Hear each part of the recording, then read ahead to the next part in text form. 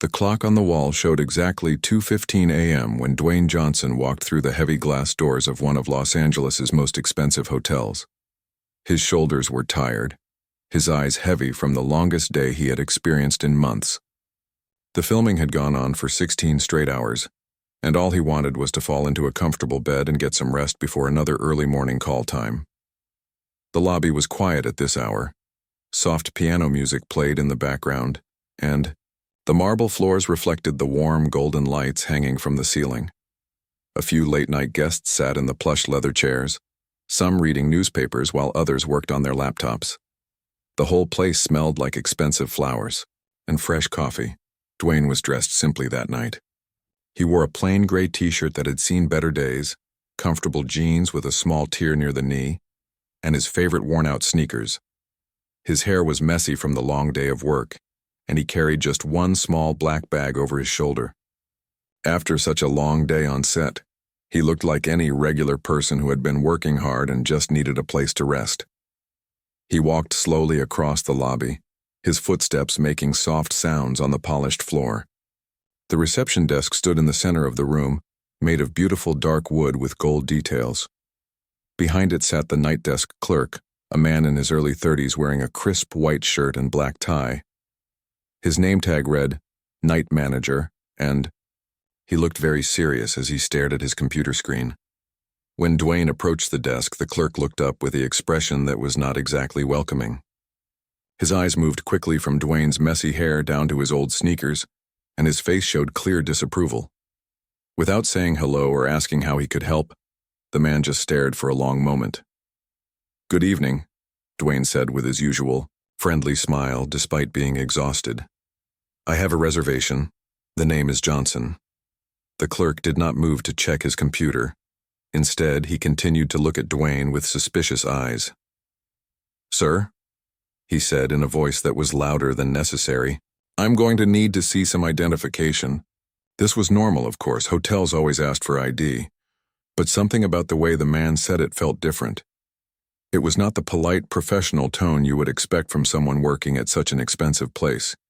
It sounded more like an accusation than a simple request. Dwayne reached into his pocket and pulled out his wallet. As he opened it to get his driver's license, the clerk stood up from his chair and crossed his arms. "Actually, sir," he said, his voice getting even louder, "I don't think we have any rooms available tonight." "But I have a reservation," Dwayne replied calmly, still holding his ID. "If you could just check your system." "I don't need to check anything," the clerk interrupted, his voice now loud enough that other people in the lobby were starting to turn their heads to see what was happening. "I can see we're fully booked just by looking at you." The words hung in the air like a heavy cloud. Dwayne felt a familiar sting, the same feeling he had experienced many times throughout his life when people made judgments about him based on how he looked rather than who he was. But he had learned long ago to stay calm in these situations. "I understand you might be busy," Dwayne said, his voice still patient and kind, "but I made this reservation 3 days ago. My assistant confirmed it yesterday morning. Could you please just take a quick look?" The clerk shook his head and made a sound of annoyance. By now, several guests in the lobby were watching the conversation with curious eyes. An older couple sitting near the fireplace had put down their books. A businessman working on his laptop had stopped typing and was looking over at the reception desk. "Look, buddy," the clerk said, using a tone that was definitely not appropriate. "For someone in customer service, this is a high-class establishment. We have standards here. I can't just let anyone walk in off the street and claim they have a reservation." The words hit Dwayne like cold water. Anyone. Off the street. The clerk was making it very clear that he thought Dwayne did not belong in this place, that he was somehow beneath the hotel's standards. All because of how he was dressed and how tired he looked after a long day of work. "I understand you have standards," Dwayne replied, his voice still calm but with a slight edge that showed he was starting to feel frustrated. "But I am a paying guest with a confirmed reservation. I've stayed at this hotel many times before." The clerk laughed, but it was not a pleasant sound. "Sure you have," he said sarcastically. "And I'm the owner of this place." He looked around the lobby at the other guests who were now openly staring at the scene. Some people will say anything to try to get a free room. This last comment was said loud enough for everyone in the lobby to hear clearly. Dwayne felt his face grow warm, not with anger, but with embarrassment. He was being publicly accused of lying, of trying to cheat the hotel, all because one person had decided he did not look like he belonged there. A woman sitting nearby whispered something to her companion, and they both looked at Dwayne with suspicious eyes. The businessman had completely stopped working and was now recording the conversation with his phone. Even the security guard standing near the elevators had started walking closer to see what was happening. "Sir," Dwayne said, taking a deep breath, to keep his voice steady, "I would really appreciate it if you could just check your computer system. It will take less than 30 seconds to confirm my reservation." But the clerk was not interested in checking anything. Instead, he picked up the phone on the desk and pressed a button. "Security to the front desk," he said into the phone, his eyes never leaving Dwayne's face. "We have a situation here." The words echoed through the lobby like a bomb going off. A situation. As if Dwayne was some kind of threat simply for asking to check into a room he had already paid for. The other guests were now staring openly, and some were moving away from the area as if they were afraid something dangerous might happen. Dwayne stood there for a moment, processing what had just occurred. He had been in similar situations before, but it never got easier. Being treated like you were dangerous or dishonest simply because of your appearance was something that cut deep, no matter how many times it happened. The security guard reached the desk quickly, a tall man in a dark uniform with a serious expression on his face. "What seems to be the problem?" he asked the clerk, completely ignoring Dwayne. "This gentleman claims he has a reservation," the clerk said, putting extra emphasis on the word claims to make it clear he did not believe it. "But he doesn't look like our usual clientele, if you know what I mean." The security guard looked at Dwayne with the same suspicious eyes as the clerk. "Sir, I'm going to have to ask you to step away from the desk," he said in a voice that suggested this was not really a request. "I have a reservation," Dwayne repeated, his patience finally starting to wear thin. "All I'm asking is for someone to check the computer system to confirm it." "Sir," the security guard said, moving closer, "you need to leave the premises immediately or we'll have to call the police." The police. For trying to check into a hotel room that he had legally reserved and paid for. Dwayne looked around the lobby at all the faces staring at him. Some looked curious, others looked afraid, and a few looked disgusted, as if his mere presence was somehow offensive to them. He thought about his options. He could insist on speaking to a manager, but the night manager was clearly the clerk who had already decided he did not belong there. He could ask them to call the police, knowing that when they arrived and checked his identification, the whole situation would be cleared up quickly. But he also knew that would create an even bigger scene, and the story would probably end up in the newspapers the next day. Instead, Dwayne made a decision that showed the kind of person he really was. He took a step back from the desk, looked at the clerk and security guard with calm eyes, and spoke in a voice that everyone in the lobby could hear clearly. "I understand," he said simply. "I'll make other arrangements for tonight." Without another word, he turned around and walked back across the marble lobby toward the exit. Behind him, he could hear whispered conversations starting up as the other guests began talking about what they had just witnessed. Some sounded shocked, others sounded satisfied, as if they agreed with how he had been treated. As he reached the glass doors, Dwayne turned back one last time to look at the beautiful lobby, the expensive furniture, and the people who had just watched him be publicly humiliated for no reason other than not looking like what they expected a guest should look like. The night air outside was cool and fresh after the stuffy atmosphere inside the hotel. Dwayne pulled out his phone and began making calls to find another place to stay. As he waited for someone to answer, he looked back at the bright lights of the hotel lobby through the glass doors and wondered how many other people had been treated the same way simply because someone decided they did not belong. What none of them knew that night was that this story was far from over. In fact, it was just beginning.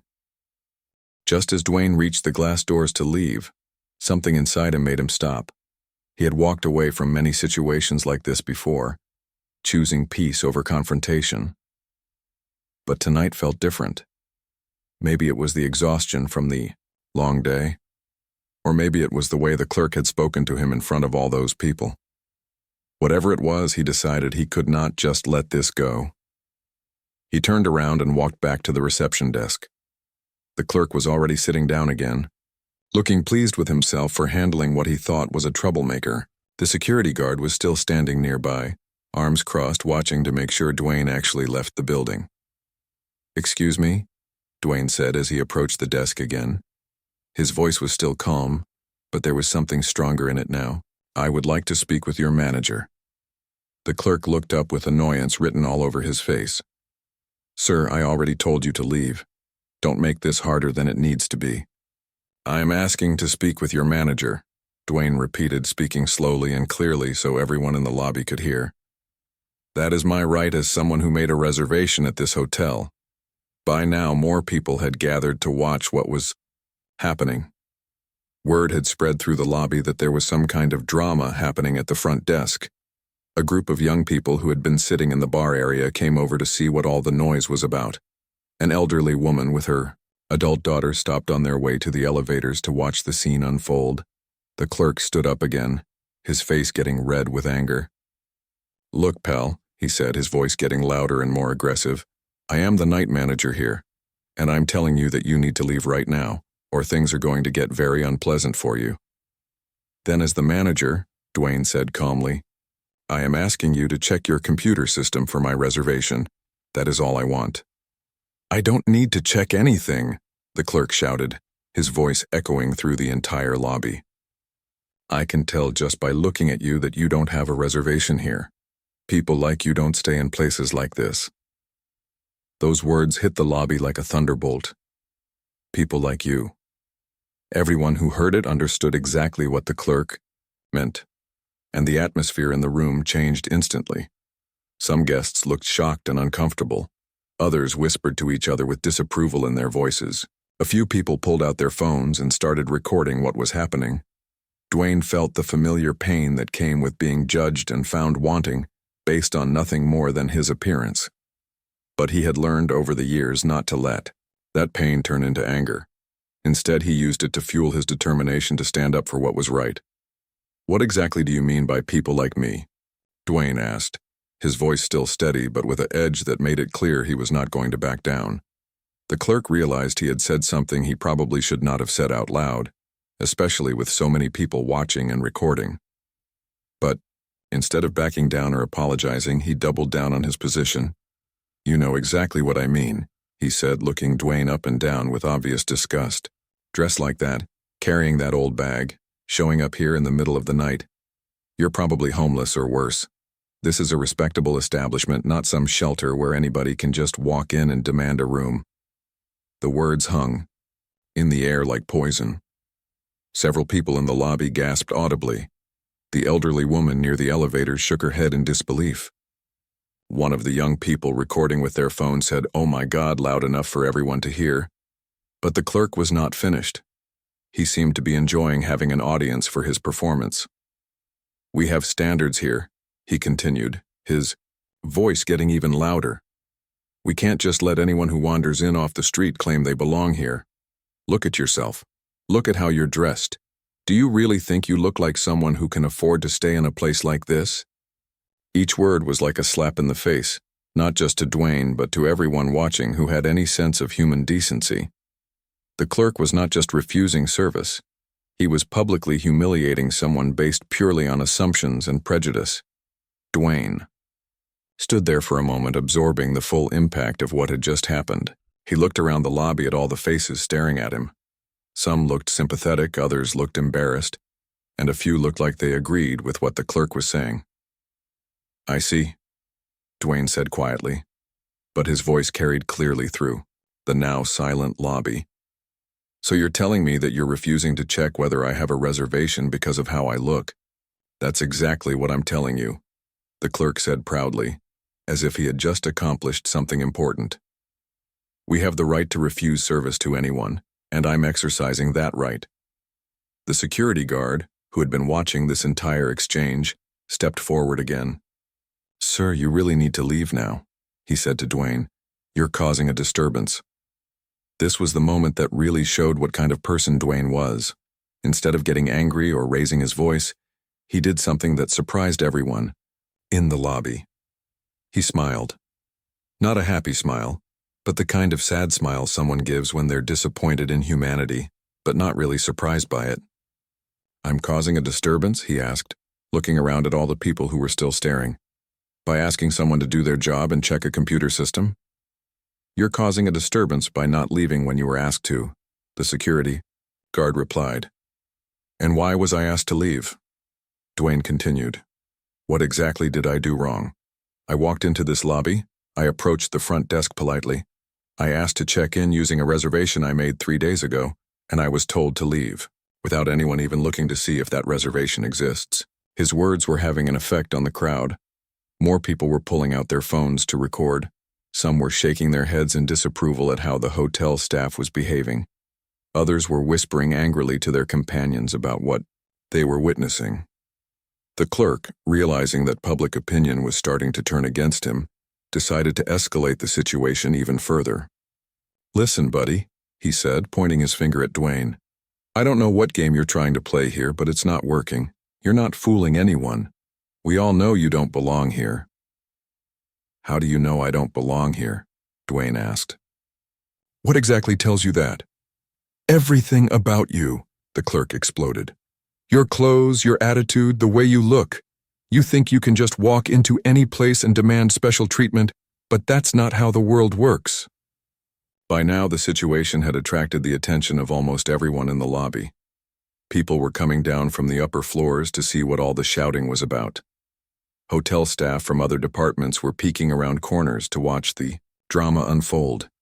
Someone had even called down to the kitchen, and a few of the night shift workers had come out to see what was happening. The clerk seemed to feed off the attention. He raised his voice even more and began gesturing dramatically as he spoke. "This is exactly what's wrong with society today," he announced to his captive audience. "People think they're entitled to everything, that they don't have to follow the same rules as everyone else. Well, not in my lobby." One of the young people who had been recording spoke up from the crowd. "Dude, why don't you just check the computer? It would take like 10 seconds. The clerk spun around to face the person who had spoken. "Mind your own business," he snapped. "This doesn't concern you." "Actually, it does concern me," the young person replied.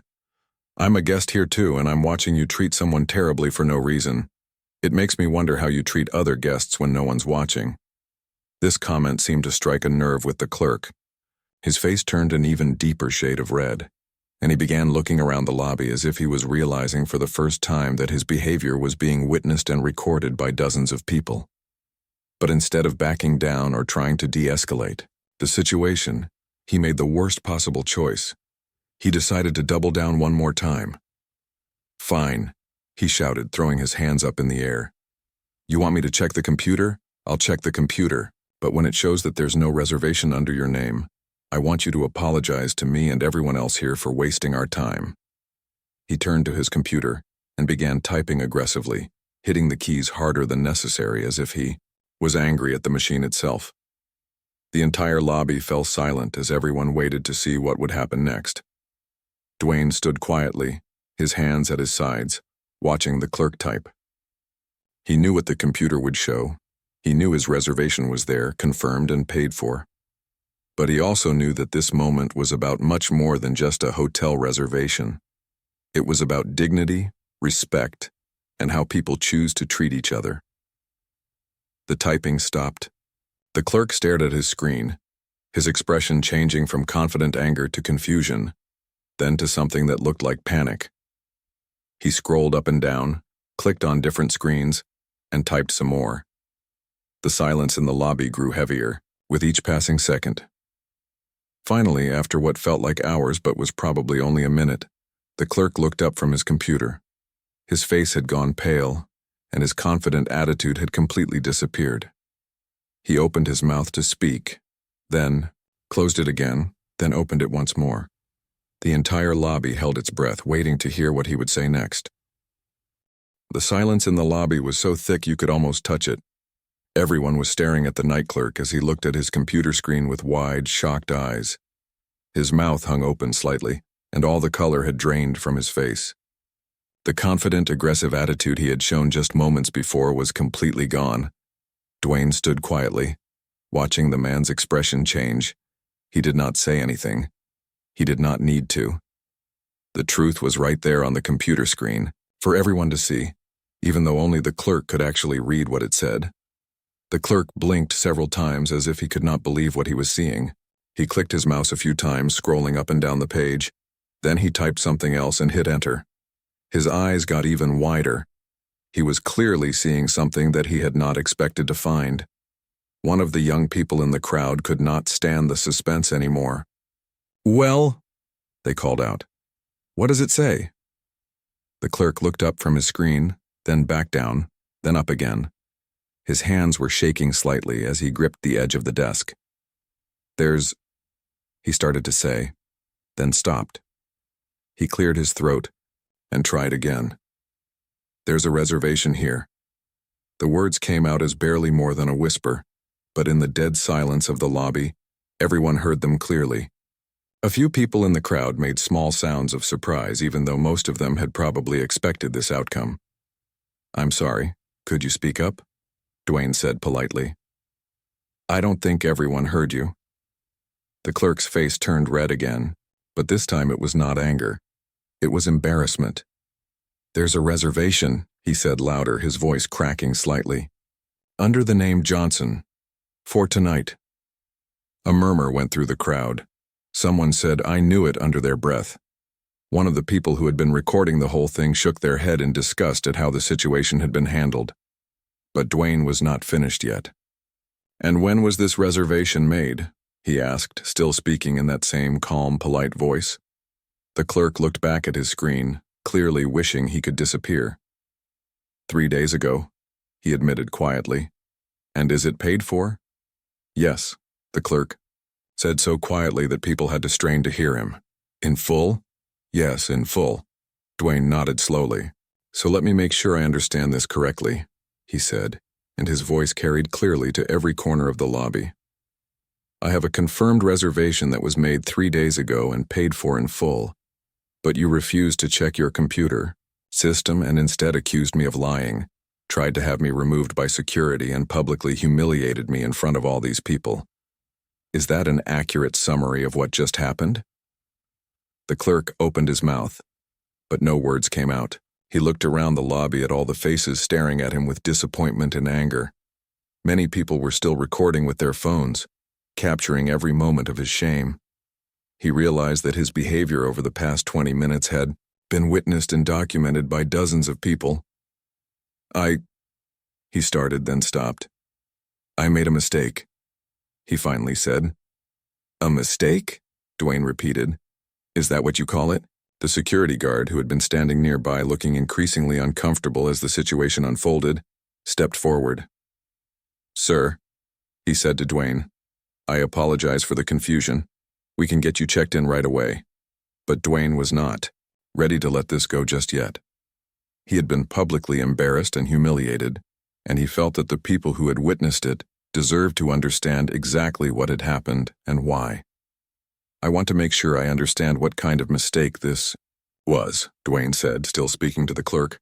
"You looked at me and decided, without checking any computer system or asking for any identification, that I could not possibly have a reservation here. You said that people like me don't belong in places like this. You accused me of being homeless. You said I was trying to get something for free. You had security threaten to call the police on me. All because of what exactly?" The clerk was now visibly sweating. He kept looking at his computer screen as if hoping it would somehow save him from this conversation. I thought," he stammered. "You thought what?" Dwayne pressed. "What exactly made you think I was lying?" The question hung in the air like a challenge. Everyone in the lobby knew the answer. The clerk had made his decision based purely on how Dwayne looked. There was no other explanation for his behavior. The clerk could not bring himself to say it out loud. He just stood there, staring at his hands, looking like he wanted to disappear into the floor. At this point, one of the other hotel employees who had been watching from the side walked over to the desk. She was an older woman who looked like she had been working in hotels for many years. Her name tag identified her as the assistant manager. "I am so sorry about this," she said to Dwayne. giving the night clerk a look that could have melted steel. This behavior is completely unacceptable and does not represent the values of our hotel. She turned to address the crowd of people who were still watching. Ladies and gentlemen, I apologize that you had to witness this. We will be addressing this situation immediately. Then she turned back to Dwayne. Mr. Johnson, if you would allow me to personally handle your check-in, I would be honored to do so. And of course, we will be comping your entire stay as an apology for this inexcusable treatment. But something interesting happened next. As the assistant manager said the name Mr. Johnson, clearly and respectfully, several people in the crowd began to look at Dwayne more closely. One person pulled out their phone and seemed to be searching for something. Another person whispered something to their friend, who then looked at Dwayne with sudden recognition. A young woman near the back of the crowd gasped and said, "Oh my God, that's..." but then caught herself and did not finish the sentence. The assistant manager noticed the change in the crowd's behavior and looked confused. She glanced at Dwayne, then at the people who were now staring at him with a different kind of attention. Meanwhile, the night clerk had also noticed that something was happening. People were looking at Dwayne differently now, and some were whispering excitedly to each other. He looked back and forth between Dwayne and the crowd, clearly confused about what was going on. One of the young people who had been recording the whole incident stepped forward. "Excuse me," they said to the night clerk. "Do you have any idea who you just treated like that?" The clerk looked even more confused. "What do you mean?" he asked. The young person held up their phone, showing the screen to those nearby. Several people gathered around to look, and there were more gasps and excited whispers. "That's Dwayne Johnson," the young person announced loudly. "You know, The Rock, the movie star, one of the biggest actors in Hollywood?" The words hit the lobby like an explosion. Suddenly, everyone was looking at Dwayne with new understanding. The whispers became a buzz of excited conversation as people realized they had just witnessed a famous actor being treated terribly by hotel staff. The night clerk's face went from red to white to green in the span of about 3 seconds. He stared at Dwayne with his mouth hanging open, finally understanding the full magnitude of what he had just done. He had not just humiliated a regular guest, he had publicly embarrassed one of the most famous and beloved actors in the world. But what happened next showed exactly why Dwayne Johnson had become so beloved in the first place. Instead of getting angry or demanding special treatment now that people knew who he was, he did something that surprised everyone. He walked over to the young person who had identified him and spoke quietly. "Thank you for standing up for what was right," he said. "But please understand, what happened here tonight was wrong whether I'm famous or not. Every person deserves to be treated with basic respect and dignity." Then he turned to address the entire lobby. "I want everyone here to understand something important," he said, his voice carrying easily through the room. "What happened tonight was not wrong because of who I am. It would have been just as wrong if I was anyone else. Every person who walks through these doors deserves to be treated with respect, regardless of how they look or what they're wearing." The crowd listened in silence as he continued. "We all make assumptions about people based on their appearance, but tonight is a good reminder that we should judge people by their actions and their character, not by their clothes or their appearance." The assistant manager was nodding vigorously as he spoke. Several people in the crowd were wiping away, tears moved by his grace and wisdom in handling such a difficult situation. The night clerk, meanwhile, was still standing behind the desk, looking like he might faint at any moment. He had gone from thinking he was dealing with a troublemaker to realizing he had just created what would probably become a viral video showing him discriminating against one of Hollywood's most respected figures. As Dwayne finished speaking, someone in the crowd started clapping slowly.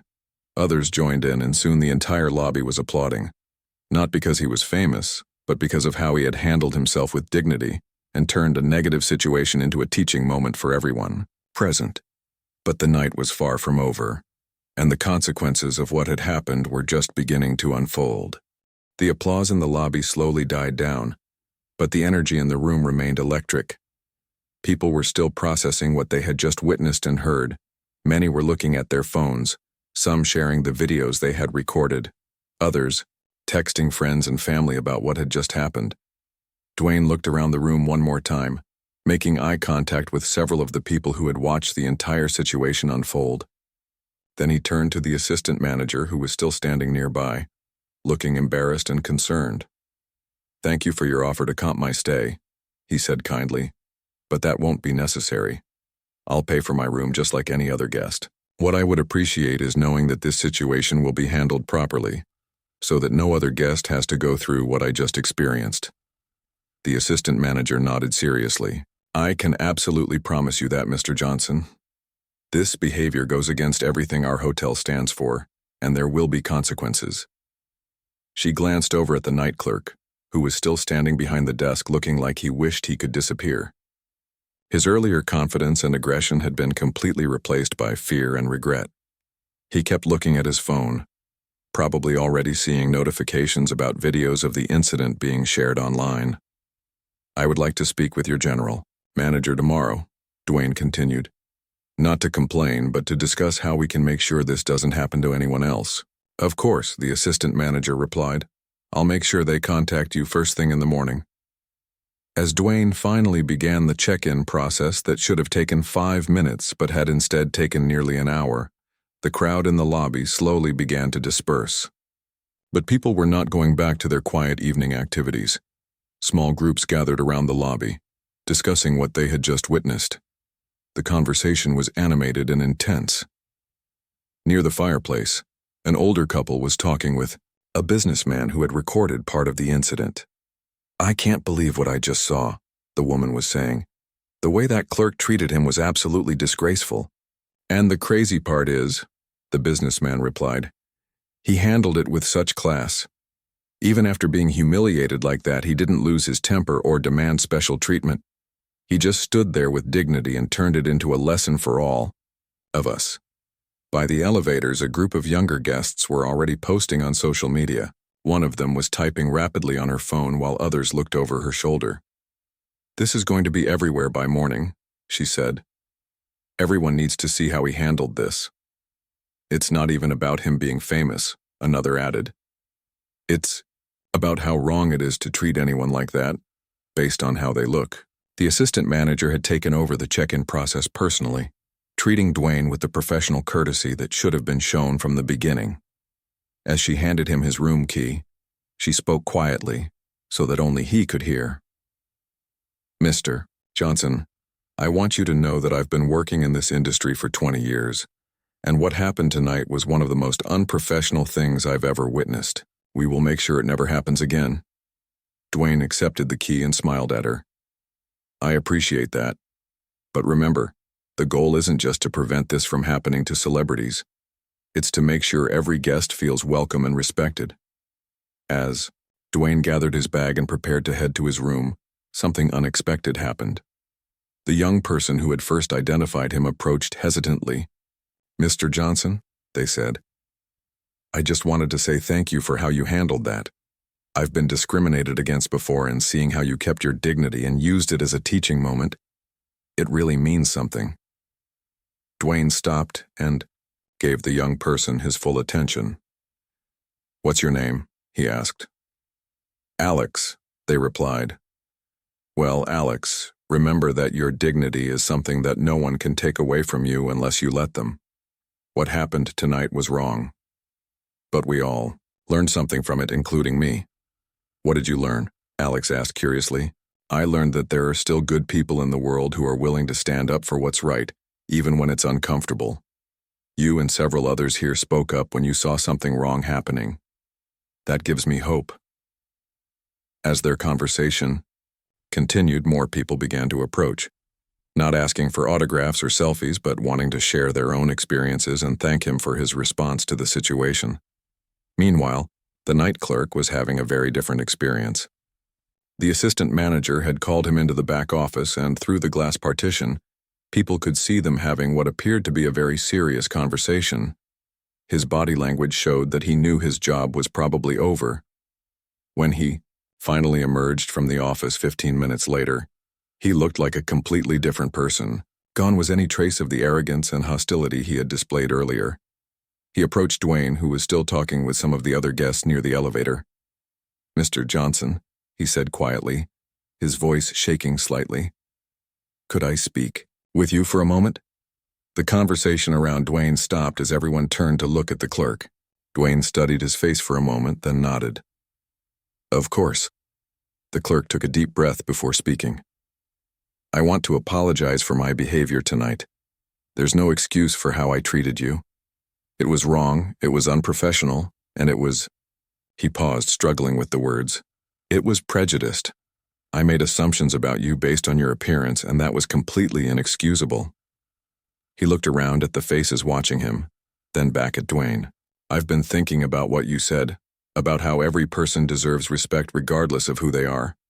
You're absolutely right.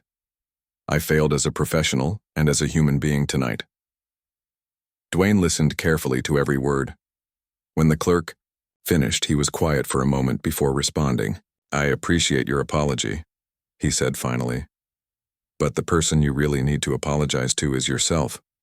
You need to figure out why you made those assumptions and work on changing that part of yourself. The clerk nodded, tears beginning to form in his eyes. I will. I promise I will. Good, Dwayne said, because the person you were tonight is not the person you have to be tomorrow. What happened next surprised everyone, including the clerk. Dwayne extended his hand for a handshake. The clerk looked at it for a moment, probably not believing that the man he had publicly humiliated was willing to shake his hand. When they shook hands, Dwayne said something that only the clerk could hear, but whatever it was, made the man's eyes widen with surprise and gratitude. As Dwayne finally headed to the elevator, the assistant manager approached the remaining guests in the lobby. Ladies and gentlemen, she said, I want to personally apologize to all of you for what you witnessed tonight. This is not who we are as a hotel, and we will be making changes to ensure it never happens again. She paused, looking around at the faces watching her. I also want to thank those of you who spoke up when you saw something wrong happening. It takes courage to stand up for what's right, and you should be proud of yourselves. The next morning, the story began to spread far beyond the hotel lobby. The videos that people had recorded were being shared thousands of times on social media. But what surprised many people was that the focus was not on the celebrity being mistreated, but on the lesson about dignity, respect, and how to handle difficult situations with grace. Comments poured in from people sharing their own experiences, with discrimination and praising Dwayne for using his platform to teach important lessons about treating all people with respect. The hotel's corporate office received hundreds of calls and messages about the incident. While many were complaints about the clerk's behavior, just as many were compliments about how the assistant manager had handled the situation and how the hotel had committed to making changes. True to her word, the hotel's general manager called Dwayne early that morning. They had a long conversation about not just what had happened, but about how to prevent similar incidents in the future. By the end of the week, the hotel had implemented new training programs for all staff about respect, inclusion, and proper guest service. The night clerk was indeed fired, but the story didn't end there. A month later, Dwayne received a letter from him. In it, the man explained how the incident had forced him to confront his own prejudices and biases. He had started volunteering at a community center, working with people from all walks of life, and had begun to understand how his assumptions had been wrong and harmful. He thanked Dwayne for handling the situation with such grace and for giving him the chance to learn from his mistakes, rather than simply being destroyed by them. He wrote that while losing his job had been painful, it had also been the wake-up call he needed to become a better person. When interviews about the incident came up in later months, Dwayne always emphasized the same points he had made that night, in the lobby. The issue was not about celebrity treatment, but about basic human dignity. Everyone deserves respect regardless of their appearance, background, or circumstances. He often mentioned the young people who had spoken up that night, saying that their willingness to stand up for what was right gave him hope for the future. He encouraged others to follow their example and speak up when they see discrimination or unfair treatment happening. The incident became a teaching moment that reached far beyond that hotel lobby. It reminded people that we all have the power to choose how we treat others, and that our choices in those moments define not just who we are, but what kind of world we create together. Years later, people still talked about that night. not as a story about a celebrity being mistreated, but as an example of how to maintain dignity in difficult situations and how one person's grace can turn a negative experience into a positive lesson for everyone involved.